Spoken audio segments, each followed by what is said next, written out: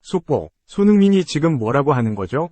한국 두골 취소 이강인 폭킹퇴장 역대급 편파 판정에 폭발한 손흥민 예상치 못한 돌발행동 외신 경악한 진짜 이유 디귿.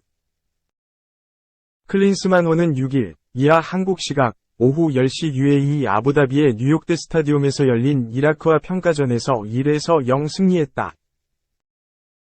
전반 40분 이라크 박스 안 혼전에서 흐른 공을 오른쪽에 설영우가 오른발 컷백 패스로 이재성에게 내줬고, 박스 앞에서 공을 잡은 이재성이 왼발 강력한 중거리 슈팅으로 골망을 흔들며 1에서 0 승리를 가져왔다.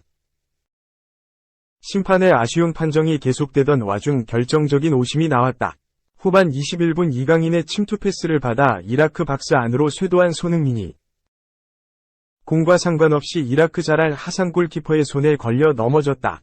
판정이 정상적으로 주어진다면 한국의 페널티킥이 선언될 수 있는 상황. 하지만 이날 경기를 관장한 UAE 국적의 주심은 파울이 아니라고 선언하며 경기를 재개했다. VAR도 없어 재확인 후 판정 번복도 할 수 없었다. 황당한 일은 후반 39분 또 일어났다. 오른쪽 사이드라인에서 경합이 붙었고, 이강인이 먼저 공을 잡은 상황에서 수비를 젖히려다 위치가 좋지 않게 됐고, 이강인은 다시 공을 뺏으려 했다. 이때 서로 발이 부딪히는 충돌이 있었고, 발이 밟힌 이라크 아흐메드 야히야는 홧김에 이강인의 얼굴을 강하게 밀쳤다. 가격당한 이강인은 당연히 저항했고, 야히야가 다시 이강인의 얼굴 쪽을 강하게 밀치자 이강인은 같이 부딪힐 수밖에 없었다. 선심이 말리고 이라크 선수에게 강하게 경고할 정도. 하지만 주심은 두 선수 모두에게 옐로카드를 줬다. 두 번이나 맞은 건 이강인인데 똑같이 옐로카드를 준 것. 이미 옐로카드 한 장을 받았던 이강인은 경고 누적으로 인해 퇴장당할 수밖에 없었다. 두 번이나 가격당한 피해자와 가해자가 똑같이 경고를 받은 상황. 이미 손흥민의 페널티킥. 장면 역시 VAR 없이 페널티킥을 선언하지 않았던 이날 주심은 황당한 판정으로 찜찜함을 남겼다. 과연 이날 경기에서의 석연치 않은 판정의 이유가 단지 VAR 위 부재에만 있을까? 중동 축구는 오심과 침대 축구로 악명을 떨치며 한국 축구의 안 좋은 기억을 지속적으로 심어줬다. 오죽하면 중동 국가들의 축구가 한국 축구 팬들에겐 중국의 비매너 홍콜에 필적하는 빌런위 이미지로 각인됐을 정도. 물론 한국이 아시안컵에서 반드시 중동 심판의 오심을 겪는다는 보장은 없다. 하지만 불안한 부분이 많은 것도 사실이다. 일단 이날 중동 국가 이라크와의 경기에서 중동 국가 UAE 출신의 주심에게 억울한 판정을 당했다. 역시 중동 국가인 카타르에서 열리는 아시안컵에서 중동 주심을 배정받는다면 VAR이 있어도 악몽의 반복 가능성을 배제하긴 어렵다. 과연 한국은 VAR이 있는 아시안컵에선 오심으로 얼룩진 경기를 피할 수 있을까? 이날 이라크전이 중동 축구의 비매너 역사를 겪었던 한국 축구의 트라우마를 건드렸다. 이 골든보이 얻은 한 축구, 가짜 금메달의 저주, 풀까? 한국 축구가 출전한 첫 아시안컵은 6.25 전쟁이 끝나고 3년 뒤인 1956년 홍콩에서 제1회 아시아 축구 선수권대회라는 이름으로 열렸다. 당시 대한축구협회는 직원이 3명에 그칠 만큼 재정 등 모든 면에서 열악했다. 경기 중 다치면 상대 위무팀이 와서 치료를 해줘야 할 정도였다. 그래도 선수단 기량은 뛰어났다. 아시아의 황금다리로 불린 최정민을 비롯해 함흥철, 차태성, 손명석, 김지성, 우상권, 성낙훈 등이 포진했다. 1차, 2차 예선을 통과해 최종 예선에서 맞붙은 상대는 당시 자유중국으로 불리던 대만이었다. 8월 26일 서울 홈경기에서 2에서 0으로 이겼지만 9월 2일 타이페이에서 열리는 원정 경기를 앞두고 문제가 발생했다. 대한축구협회 재정이 빈약해 당시 국적기인 대한민국항공사 KNA 비행기를 외상으로 탔다. 비행기 요금은 추후 친선경기 수익으로 갚기로 했다. 2차전에서 한국은 대만을 2에서 1로 누르고 역대 처음으로 아시안컵 본선에 올랐다. 그해 9월 홍콩에서 열린 본선에는 한국과 홍콩, 이스라엘, 베트남 4개 팀이 참가했다. 대만을 떠난 한국 대표팀은 9월 6일 경기 당일 새벽 가까스로 홍콩에 당도했다. 짐을 풀고 잠시 휴식을 취한 뒤 경기장으로 갔다. 지친 한국은 초반 2골을 내줬지만 2골을 만회해 2에서 2로 비겼다. 당시 프로리그를 운영하며 강팀으로 군림하던 홍콩과의 무승부는 우승에 큰 힘이 됐다. 한국은 2차전에서 서부 지역 대표인 이스라엘, 당시 아시아 축구연맹 소속을 2에서 1, 베트남을 5에서 3으로 누르고 2승 1무 승점 5점으로 초대 우승국이 됐다. 우여곡절이 많았던 제1회 아시안컵 우승컵은 2012년 국가등록문화재 493호가 됐다. 특이한 점은 실제 선수들이 경기에서 들어올린 대형 우승컵이 아니라는 것이다. 아시아 축구연맹은 1회 대회를 비롯해 초창기 우승국에게 우승컵을 주지 않았다. 대신 은으로 제작한 소형 우승컵을 만들어 선수들에게 나눠줬다. 이 우승컵이 문화재로 지정돼 현재 대한체육회 한국체육박물관에 보관돼 있다.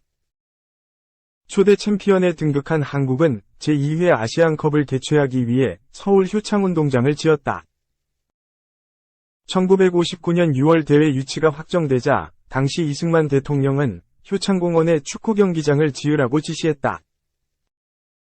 대회 개최 직전인 1960년 10월 12일 효창운동장이 완공됐지만 4.19 혁명으로 하야한 이 대통령은 개장기념 경평 오비전에 참석하지 못했다. 국내 첫 아시안컵은 4대 윤보선 대통령의 개막 선언으로 열렸다. 본선 참가국은 1차 대회와 같은 한국과 이스라엘, 대만, 베트남 등 4개국이었다. 한국은 드리블의 마술사로 불렸던 조윤호, 4골과 강철 심장으로 불린 우상권, 2골, 위 활약 속에 3전 전승으로 대회 2연패를 달성했다. 2만 명을 수용하는 효창운동장에는 한국과 베트남 간 개막전을 보기 위해 10만여 명이 몰렸다. 관중석에서 밀려난 관중들이 운동장까지 내려와 관전하는 가운데 한국은 베트남을 5에서 1로 대파했다. 2차전에서는 이스라엘을 3에서 0으로 이겼고 3차전에서는 대만을 1에서 0으로 꺾었다.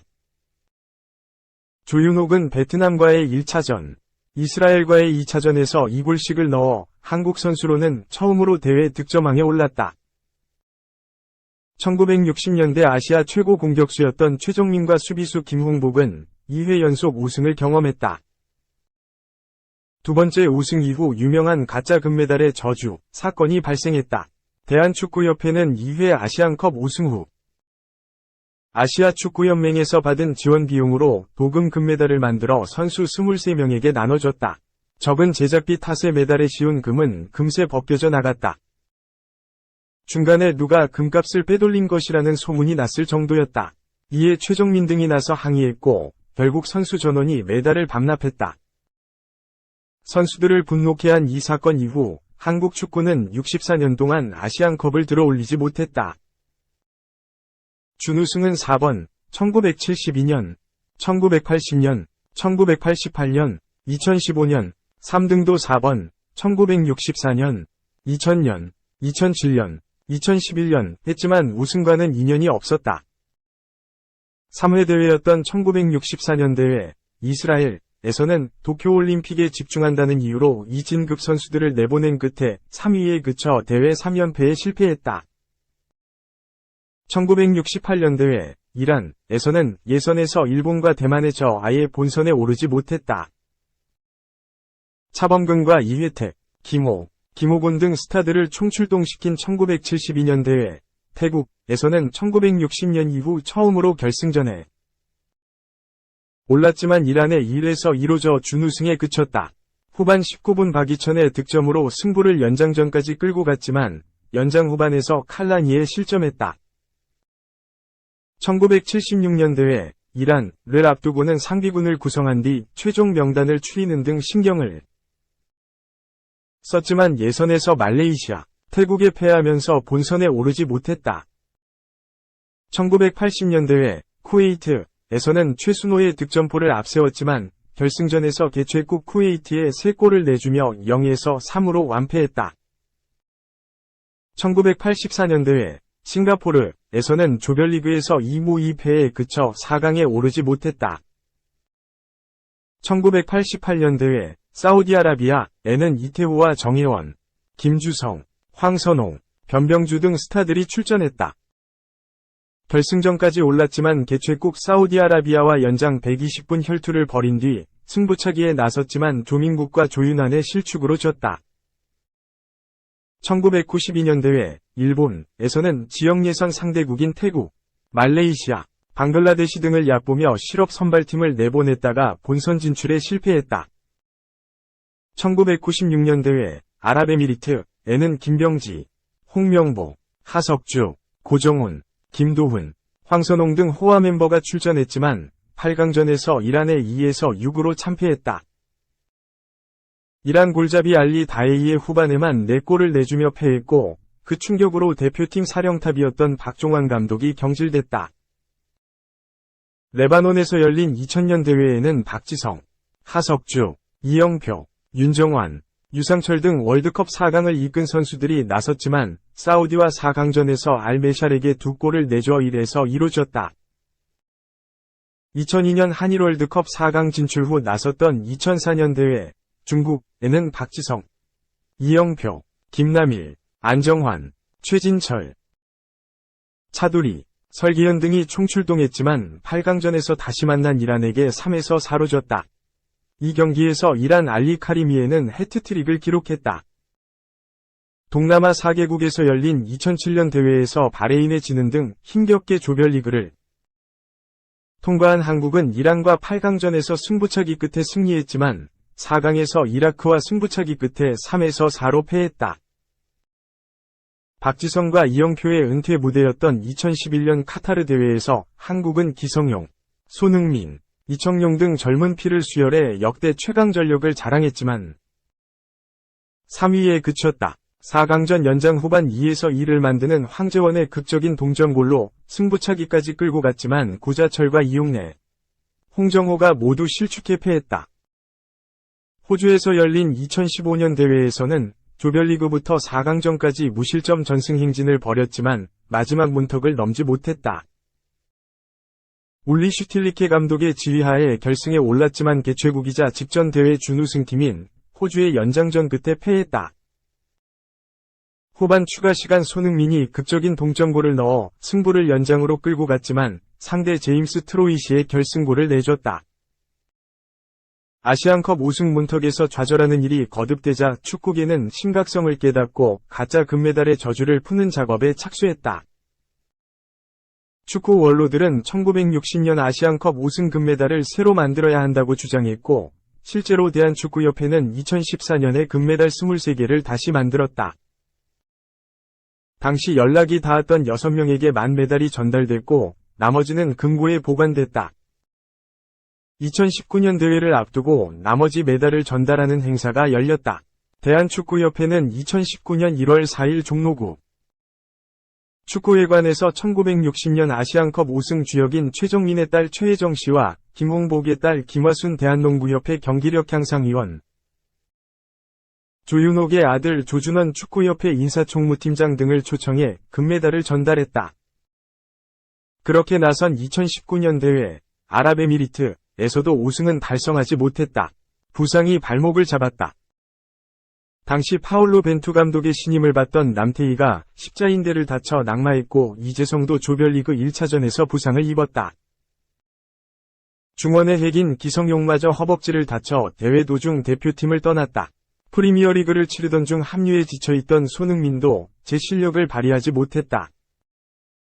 결국 8강전에서 득점 기회를 살리지 못하다 후반 33분 압델 아지즈 하팀에게 왼발 중거리포를 허용해 0에서 1로 패했다. 가짜 금메달의 저주를 풀기 위한 마지막 열쇠 하나가 모자랐을까? 2019년 아시안컵이 끝난 뒤 열린 2019 국제축구연맹 피파 U20 월드컵에서 저주를 풀 선수가 등장했다. 스페인 라리가에서 성장한 이강인이 이 대회에서 한국을 역대 최고 성적인 준우승까지 이끌며 한국 남자 선수로는 사상 처음으로 골든볼 최우수 선수상을 따낸 것이다. 이후 이강인은 유럽 언론이 선정하는 2019 골든보이 어워드 후보에 포함됐다. 아시아 선수로는 유일하게 20인 최종 후보까지 포함됐지만 이강인은 유럽 주요 언론사 취재진의 마지막 투표에서 득표에 실패했다. 골든보이상은 포르투갈 신예 주앙 펠릭스에 돌아갔다. 골든보이상을 받지 못했지만 이강인의 별명은 골든보이가 됐다. 이후 활약도 골든보이다웠다.